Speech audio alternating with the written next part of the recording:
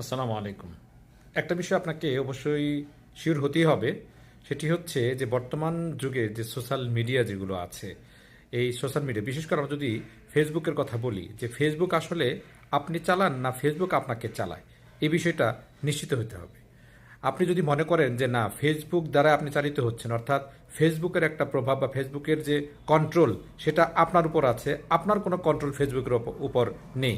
যদি উদাহরণ দিয়ে বলি, যে আপনি হয়তো চিন্তা করেছেন যে 10 মিনিট বা 20 মিনিট বা আধা ঘন্টা সময়ের জন্য আপনি ফেসবুকে ঢুকেছেন, ফেসবুকে আধা ঘন্টা সময় দেবেন, কিন্তু দেখা গেল যে 2 ঘন্টা 3 ঘন্টা পার হয়ে গেছে, আপনি ফেসবুক থেকে বের হতে পারেন নাই। তাহলে ধরে নিতে হবে যে ফেসবুক আপনাকে চালাচ্ছে, আপনি ফেসবুক চালান না।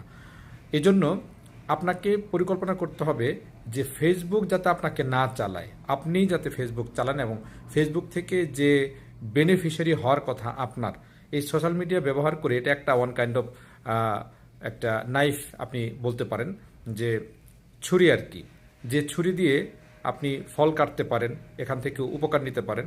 আবার এই ছুরি দিয়ে কিন্তু অনেক খারাপ কাজ করা যায়, দ্যাট ইজ চাইলে একজন আরেকজনকে মানে আঘাত করতে পারে এই ছুরি দিয়ে। তো ঠিক সেরকমই হচ্ছে ফেসবুকটাও বর্তমান, বিশেষ করে সোশ্যাল মিডিয়া, অনলাইন প্ল্যাটফর্ম, এগুলোকে আপনি যথাযোগ্য ব্যবহার যদি করতে পারেন, তাহলেই কেবল সেখান থেকে আপনি বেনিফিশিয়ারি হতে পারবেন, বেনিফিট নিতে পারবেন।